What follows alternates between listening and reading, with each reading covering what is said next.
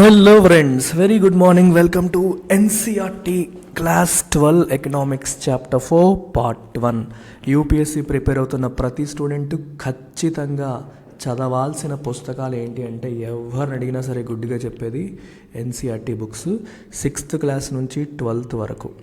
అయితే చదివేటప్పుడు చాలామందికి పూర్తిగా అర్థం కాదు. దాంట్లో ఉన్న ఇంపార్టెంట్ మెసేజ్ని క్యారీ చేయడంలో, అర్థం చేసుకోవడంలో సఫర్ అవుతారు. అందుకని ఎల్టెక్స్ classes NCERT foundation course launch చేసింది. 6th నుంచి 12th వరకు ఎంటైర్ యూపీఎస్సీ రిలవెంట్ కంటెంట్ని లైన్ బై లైన్ ఎక్స్ప్లెయిన్ చేస్తూ వెళ్తున్నాం. ఈ కోర్స్ మీకు 15,000 రూపీస్ అనేది రెగ్యులర్ ఫీ. మీరు 5,000 రూపీస్ ఆఫర్ చేస్తున్నాము మంత్ ఎండ్ వరకు, 28 ఫిబ్రవరి వరకు. సో అంటే 10,000 రూపాయలు పే చేసి ఈ కోర్స్ని మీరు పొందొచ్చు. You get life time validity on this course. చాలా శాంపుల్స్ మన యూట్యూబ్ ఛానల్లో కనిపిస్తాయి. మీరు అలాగే రిమైనింగ్ కంటెంట్ కూడా ఉంటుంది. ఇది మీరు కాంటాక్ట్ చేయాల్సిన నెంబర్. వెబ్సైట్లో కూడా డైరెక్ట్గా పర్చేస్ చేయొచ్చు.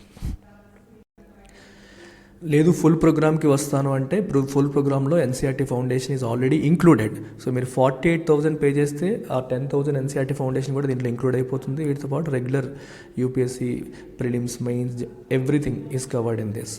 ఇది లైవ్ అండ్ రికార్డెడ్ మోడ్లో అందిస్తున్నాం. లైఫ్ టైం వ్యాలిడిటీ ఉంది. దీనిపైన కూడా 17,000 రూపీస్ ఆఫర్ మీకు ఉంది. 28 ఫిబ్రవరి వరకు ఆఫర్ అనేది వ్యాలిడ్.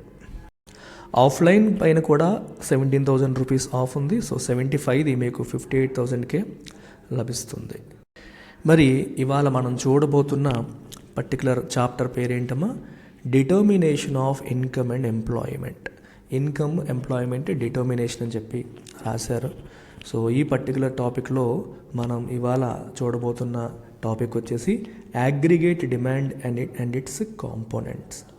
అగ్రిగేట్ డిమాండ్ అంటే ఏంటి, దాని కాంపోనెంట్స్ ఏంటి అనేది ఇక్కడ మనం చూడబోతాం. అంటే ప్రీవియస్ క్లాసెస్లో ఏమేమి చూసారనేది ఇక్కడ రాశారు చూడండి. ఇప్పటి వరకు మనం చూసింది ఏంటంటే, నేషనల్ ఇన్కమ్ గురించి మనం చూసాము, ప్రైస్ లెవెల్స్ గురించి చూసాము, rate of interest. Previous chapter అంతా కూడా మనకి మనీ అండ్ బ్యాంకింగ్లో ఇంట్రెస్ట్ రేట్స్ గురించి, వీటి గురించి యాడ్హాక్ మేనర్లో, అంటే అప్పటికి అవసరమైనంత, ఆ చాప్టర్కి ఎంత అవసరమో అన్నట్టుగా చూసుకుంటూ వెళ్ళాం. Without investigating the forces that govern their values. అది ఇంట్రెస్ట్ రేట్ అనేది అలా ఎందుకు వస్తుంది, ప్రైస్ అనేది అలా ఎందుకు వస్తుంది, నేషనల్ ఇన్కమ్, జీడిపి పలానా అమౌంట్ ఎందుకు వస్తుంది, ఏ ఫ్యాక్టర్స్ జీడిపిని ఇన్ఫ్లుయెన్స్ చేస్తాయి, ఏ ఫ్యాక్టర్స్ ఇన్ఫ్లేషన్ ఇన్ఫ్లుయెన్స్ చేస్తాయి, ఏ ఫ్యాక్టర్స్ ఇంట్రెస్ట్ రేట్ని ఇన్ఫ్లుయెన్స్ చేస్తాయి అనే అంశాలను మనం ఇప్పటివరకు చూడలేదు. రైట్, వాటి కాన్సెప్ట్స్ తెలుసుకున్న తర్వాత అవి ఎలా ఇన్ఫ్లుయెన్స్ అవుతాయి అనేది మనం చూడలేదు. అయితే basic objective of macro economics ఏంటి? థియరిటికల్ టూల్స్ని బిల్డ్ చేయడం, లైక్ మోడల్స్. అంటే what all things influence income, what all things influence interest rate, what all things influence price. అవి 100% యాక్యురేట్ అంటే కాకపోవచ్చు, మనం ఖచ్చితంగా చెప్పలేకపోవచ్చు. కానీ ప్రైస్, ధరల పెరుగుదలను ఏవి ఇన్ఫ్లుయెన్స్ చేస్తాయి, ఇంట్రెస్ట్ రేట్లో మార్పుల్ని చేర్పుల్ని ఏ ఫ్యాక్టర్స్ ఇన్ఫ్లుయెన్స్ చేస్తాయి, నేషనల్ ఇన్కంలో మార్పులు చేర్పుల్ని ఏ ఫ్యాక్టర్స్ ఇన్ఫ్లుయెన్స్ చేస్తాయి, ఇదంతా చెప్పడమే మ్యాక్రో ఎకనామిక్స్ యొక్క ఆబ్జెక్టివ్. మీకు స్టార్టింగ్ క్లాస్లోనే చెప్పాను, మైక్రో ఎకనామిక్స్కి మ్యాక్రో ఎకనామిక్స్కి డిఫరెన్స్. మైక్రో అనేది ఒక పర్టికులర్ ఇండివిజువల్ లేదా ఒక పర్టికులర్ ఫర్మ్కి సంబంధించిన ఎకనామిక్ డెసిషన్స్ అన్నీ మైక్రో ఎకనామిక్స్లోకి వస్తాయి. అంటే ఒక ఫ్యామిలీలో హెడ్ ఆఫ్ ద ఫ్యామిలీ తీసుకుని ఇన్వెస్ట్మెంట్ డెసిషన్స్, ఏ భూమిలో ఇన్వెస్ట్ చేయాలి, ఏ బ్యాంక్లో సేవ్ చేయాలి, ఇదంతా మైక్రో ఎకనామిక్స్. ఎంత సేవ్ చేయాలి, ఎంత ఖర్చు పెట్టాలి. అలాగే ఒక కంపెనీ ఇండివిజువల్గా తీసుకునే డెసిషన్స్, కంపెనీ కోసం తీసుకునే డెసిషన్స్ అన్ని మైక్రో ఎకనామిక్స్. ఏ డెసిషన్స్ అయితే ఎంటైర్ ఎకానమీని ఇన్ఫ్లుయెన్స్ చేస్తాయో, ఏ ఎకనామిక్ ఏజెంట్స్ అయితే ఎంటైర్ ఎకానమీని ఇన్ఫ్లుయెన్స్ చేస్తాయో, they all come under macro economics. Like interest rates in the ఎకానమీలో ఉన్న ఒక ఇండివిజువల్ని, ఫర్మ్స్ని, అందరినీ అది ఇన్ఫ్లుయెన్స్ చేస్తుంది. ప్రైస్ లెవెల్, ఇన్ఫ్లేషన్ మొత్తం అంతా ఇన్ఫ్లుయెన్స్ చేస్తుంది. సో ఇట్లాంటి పారామీటర్స్ అన్ని మ్యాక్రో ఎకనామిక్స్ కిందకి వస్తాయి. సో మ్యాక్రో ఎకనామిక్స్లో మనకి physical policy central government decide చేస్తుంది, మానిటరీ పాలసీ ఆర్బీఐ డిసైడ్ చేస్తుంది. ఇవన్నీ మనం రెగ్యులర్ యూపీఎస్సీ ఎకానమీ కోర్సులో డీటెయిల్డ్గా చదువుతాం. అయితే ఎన్సీఆర్టీ పరంగా ఎంత ఉంటే అంత మనం ఇక్కడ నేర్చుకోబోతున్నాం. సో ఇదనమాట స్టోరీ. ఇక్కడ ఇంకొక ఇంపార్టెంట్ ఆస్పెక్ట్ ఏం రాశారంటే, ఇలా ప్రతిదాన్ని థియరిటికల్గా ఈక్వేషన్ రూపంలో చెప్పడానికి ప్రయత్నం అనేది చేస్తారు. చేసేటప్పుడు మీరు ఒకసారి చూడండి, these models attempt to provide theoretical explanation to questions such as what causes periods of slow growth, ఎందుకు ఎకానమీ కొన్నిసార్లు స్లోగా గ్రో అవుతుంది, రిసెషన్స్ అనేవి ఎందుకు వస్తాయి, లేదా ప్రైస్ లెవెల్ అనేది ఎందుకు పెరుగుతుంది, అన్ఎంప్లాయ్మెంట్ అనేది ఎందుకు పెరుగుతుంది, వీటిని ఎక్స్ప్లెయిన్ చేయడానికి డిఫరెంట్ మోడల్స్ మైక్రో ఎకనామిక్స్ అనేది మనకి ఇస్తుంది. It is difficult to account for all the variables at the same time. అన్నీ ఒకేసారి మనం అన్నింటికీ రీజన్స్ చెప్పడం అనేది చాలా చాలా కష్టం. అంటే ఒకేసారి అన్ఎంప్లాయ్మెంట్ ఎందుకు పెరిగిపోతుందో చెప్పాలి, ప్రైస్ ఎందుకు తగ్గిపోతుందో చెప్పాలి, ఇట్ ఇస్ వెరీ డిఫికల్ట్. అందుకని చెప్పి మనం ఏం చేస్తామంటే, when we concentrate on the determination of a particular variable, we must hold the values of all other variables constant. ఒక దాని మీద ఫోకస్ చేసినప్పుడు మిగిలినవి కాన్స్టెంట్ అనుకొని మనం చెప్తాం. If you talk about inflation, you consider others as constant, and inflation influence చేస్తున్న అంశాలు ఏంటనేది మనం ఫోకస్ చేస్తాం. సో దీన్నే మనం, ఇది చాలాసార్లు మన మ్యాథమెటిక్స్ వాటిల్లో కూడా ఇది వాడుతూ ఉంటారు. దీన్నే సెటరిస్ ప్యారిబస్ అని చెప్పి అంటారు. ఇలాంటి పదాలు మీకు ఎగ్జామ్లో ఉపయోగపడతాయి. Ceteris paribus which literally means other things remaining equal. మీరు చూడండి, సప్లై కాన్స్టెంట్గా ఉన్నప్పుడు డిమాండ్ పెరిగితే ధర పెరుగుతుంది అంటాం. సో డిమాండ్ పెరిగితే ధర పెరుగుతుంది అంటాం, కాకపోతే అక్కడ తీసుకోవాల్సిన అజంప్షన్ ఏంటి, ప్రొవైడెడ్ సప్లై ఈజ్ కాన్స్టెంట్. అదే టైంలో సప్లై కూడా బాగా పెరిగిపోయింది అనుకోండి, అప్పుడు డిమాండ్ పెరిగినా ధర పెరగకపోవచ్చు. సో ఈ ఫ్యాక్టర్స్ అన్నీ ఇంపార్టెంట్.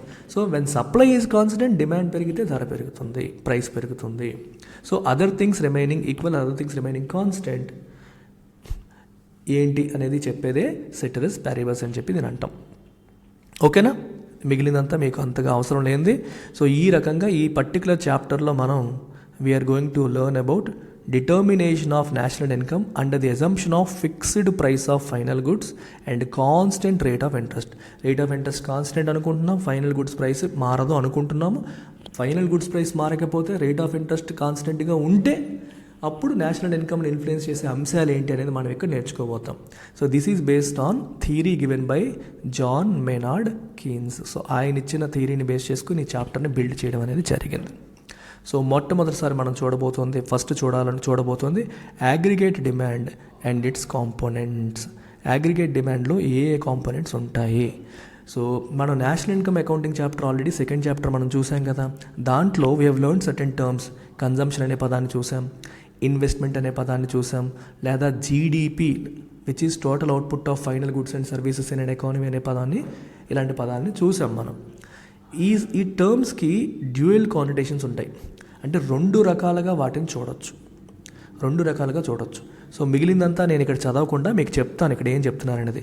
సో ఆ డ్యూయల్ కానిటేషన్స్ ఏంటి అంటే, ఒకటి ఎక్స్ పోస్ట్, రెండు ఎక్స్ యాంటే. ఇది గుర్తుపెట్టుకోండి.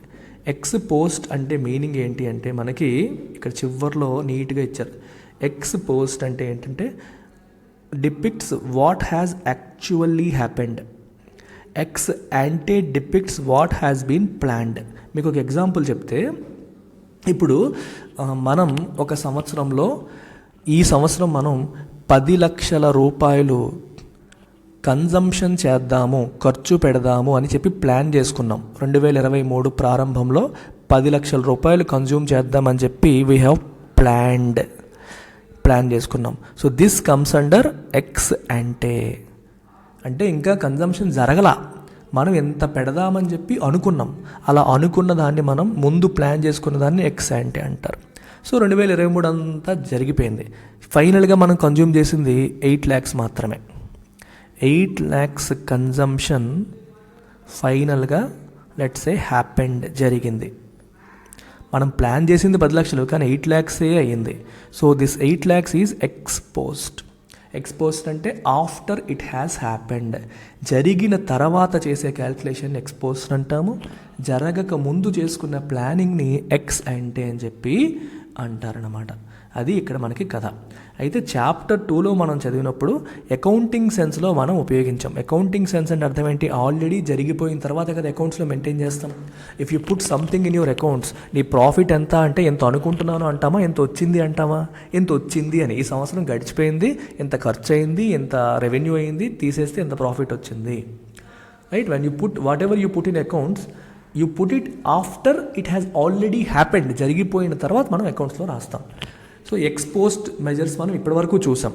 సో ఈ పర్టికులర్ చాప్టర్లో ఎక్స్ యాంటే కూడా చూస్తాం. అంటే కన్జంప్షన్ ఎలా ఉండబోతుంది, రేట్ ఆఫ్ ఇంట్రెస్ట్, ఇలా డిఫరెంట్ ఆస్పెక్ట్స్ ప్లానింగ్ స్టేజ్ ఎలా ఉండబోతున్నాయి, అంటే ఎలా జరిగాయి కాదు, ఎలా జరిగాయి అనేది జరిగిపోయిన తర్వాత ఎలా జరగబోతున్నాయి అని చెప్పి మనం ఒక ఎస్టిమేట్ చేస్తాం. So we're going to look at ex ante, అది ఇక్కడ చెప్పింది. మిగిలినంతా మీరు చదవాల్సిన పని లేదు, నేను ఇంపార్టెంట్ ఆస్పెక్ట్ మీకు కవర్ చేసేసాను. సో ఇప్పుడు మనం అగ్రిగేట్ డిమాండ్లో in order to understand the determination of ఇన్కమ్ని డిటర్మైన్ చేయాలి అంటే we need to know the planned values of different components of aggregate demand. Aggregate demand అంటే ఎకానమీలో ఉన్న ఓవరాల్ డిమాండ్లో, అగ్రిగేట్ డిమాండ్లో ఉన్న డిఫరెంట్ కాంపోనెంట్స్. ఏంటి ఆ కాంపోనెంట్స్? కన్జంప్షన్, ఇన్వెస్ట్మెంట్ లాంటి కాంపోనెంట్స్ ఏవైతే ఉన్నాయో వాటి యొక్క ప్లాన్డ్ వాల్యూస్ ఎలా ఉంటాయి అనేది మనం చూడాలి. దాన్ని ఇప్పుడు చూద్దాం. అందులో ఇప్పుడు మనం చూడబోతోంది కన్జంప్షన్. వెరీ ఇంపార్టెంట్ అమ్మా, consumption. So the most important determinant of consumption demand is house hold income.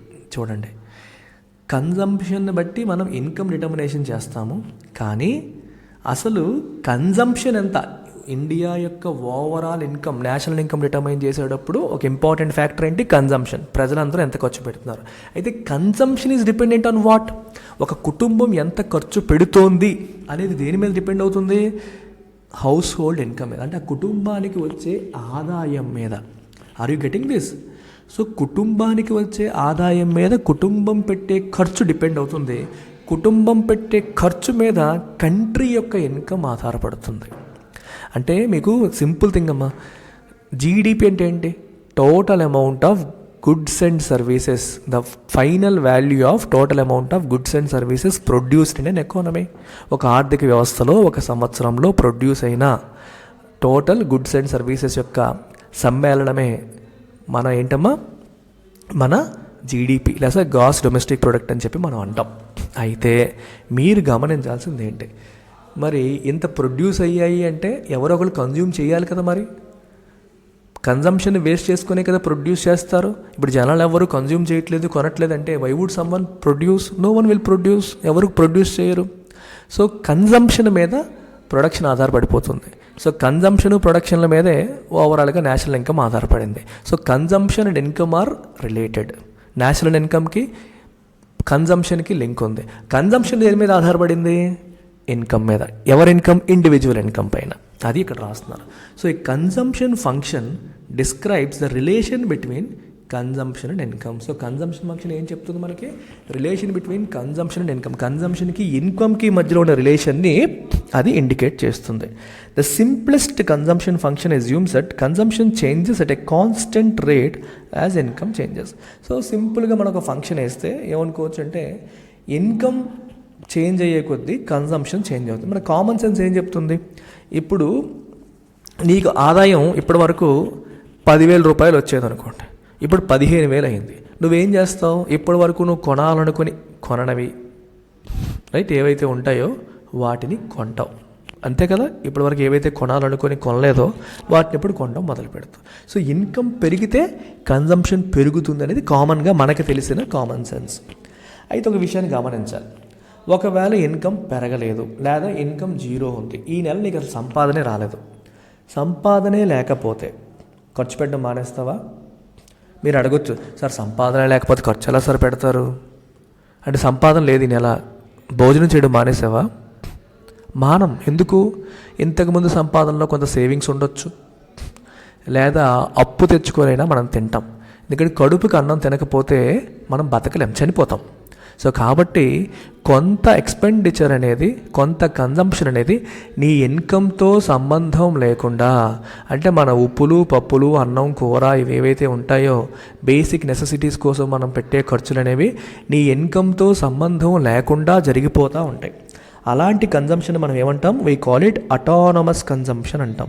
This is not dependent, it is independent of your income.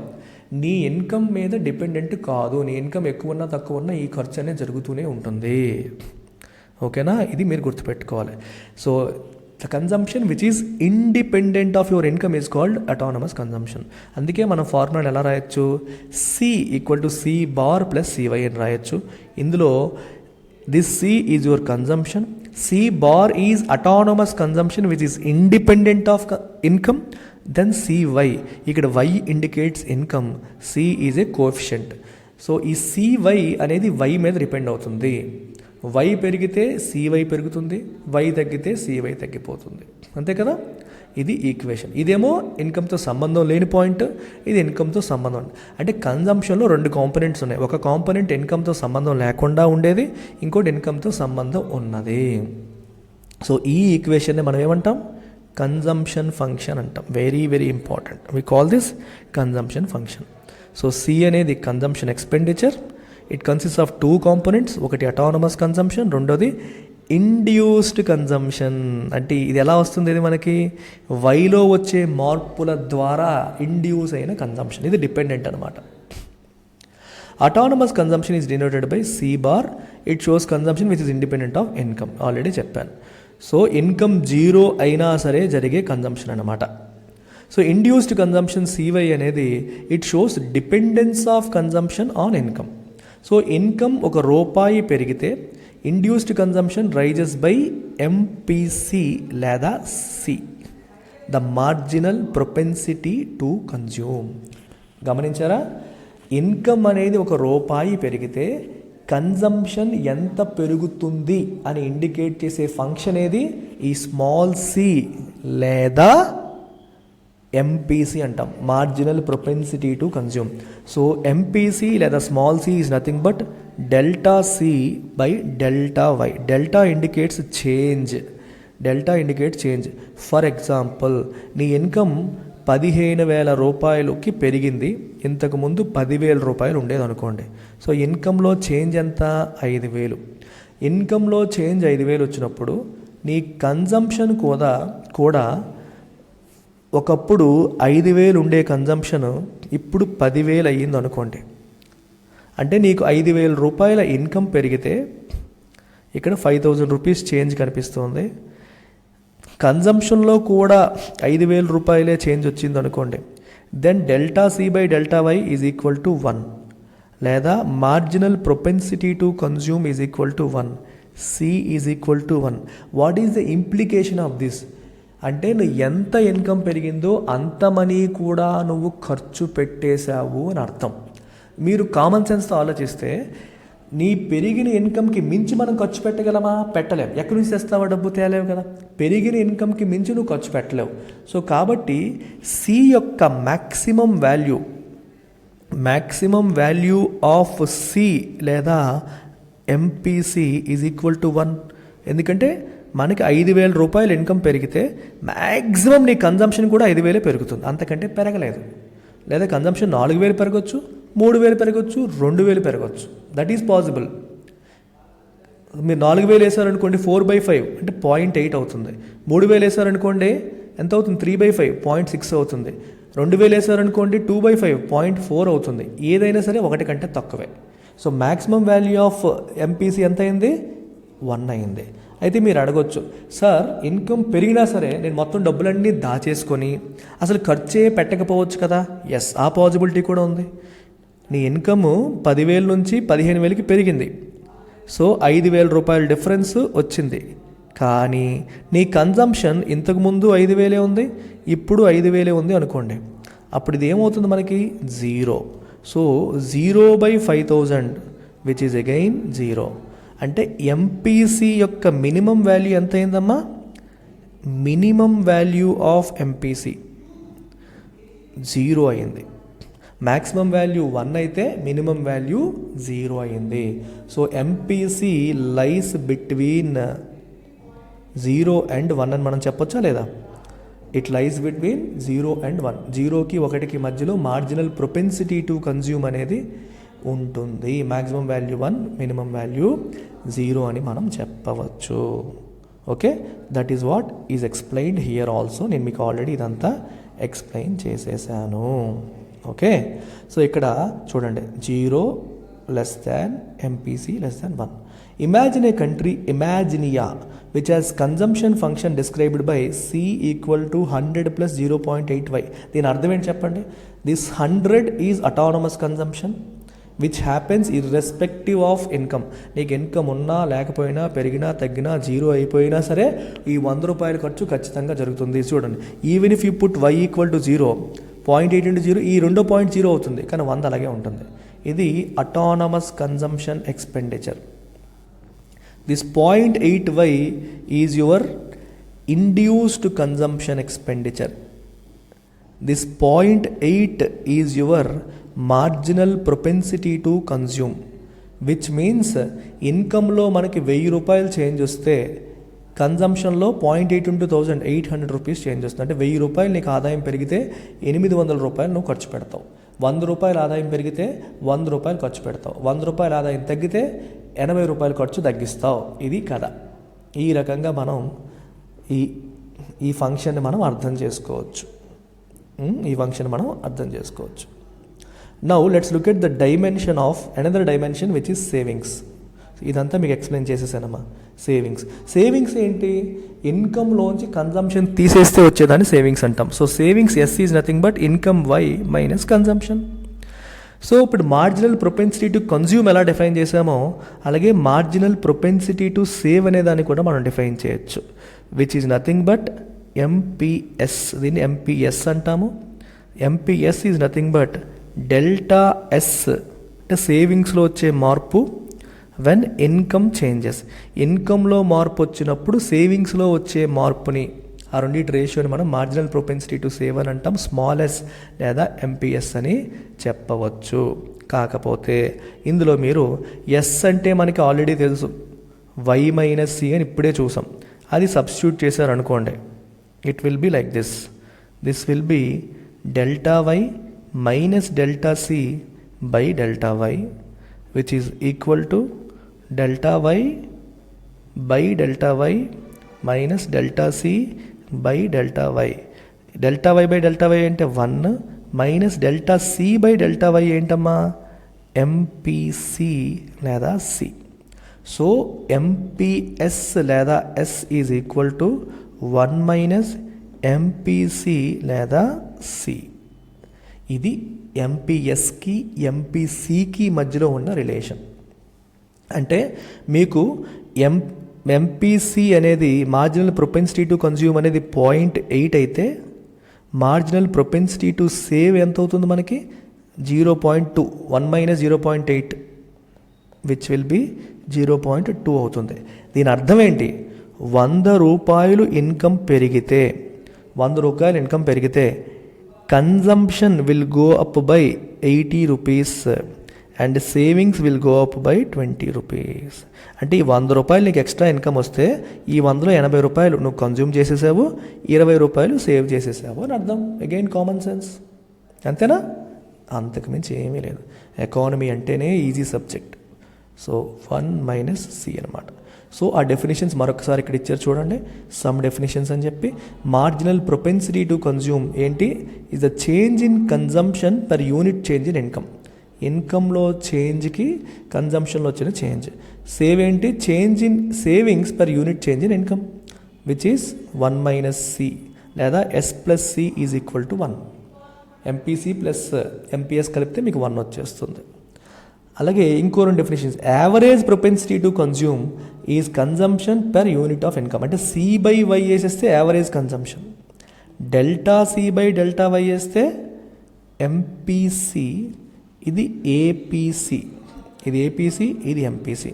సిమిలర్గా యావరేజ్ ప్రొపెన్సిటీ టు సేవ్ ఇది ఎస్ బై వై వచ్చేసి APS, delta S by delta Y వచ్చేసి MPS, marginal propensity to save. ఇది ఇక్కడ వరకు మనం నేర్చుకున్న content. Next పార్ట్లో మనం let's look at investment concept next పార్ట్లో మనం చూద్దాం. సో మరొకసారి రిమైండ్ చేస్తున్నాను, ఎన్సీఆర్టీ ఫౌండేషన్ కోర్సు ప్రతి ఒక్క స్టూడెంట్కి కూడా must and should. UPSC aspirant ఏ స్టేజ్ ఆఫ్ ప్రిపరేషన్లో ఉన్నా సరే ఖచ్చితంగా చదవాలి ఎన్సీఆర్టీస్. ఓన్గా చదివి పూర్తిగా అర్థం చేసుకోలేకపోతున్నాము అనుకున్న వాళ్ళ కోసం మనం అందిస్తున్న సువర్ణ అవకాశం ఎన్సీఆర్టీ ఫౌండేషన్ కోర్స్ 6th నుంచి 12th వరకు ఫ్లాట్ 5,000 ఆఫ్ కూడా ఉంది. 20th ఫిబ్రవరి వరకు ఆఫర్ వ్యాలిడిటీ ఉంది. లైఫ్ టైం వ్యాలిడిటీతో లభిస్తున్న కోర్సు. ఈ నెంబర్కి మీరు కాంటాక్ట్ చేయొచ్చు లేదా వెబ్సైట్లో డైరెక్ట్గా పర్చేస్ చేయొచ్చు. Take care, bye.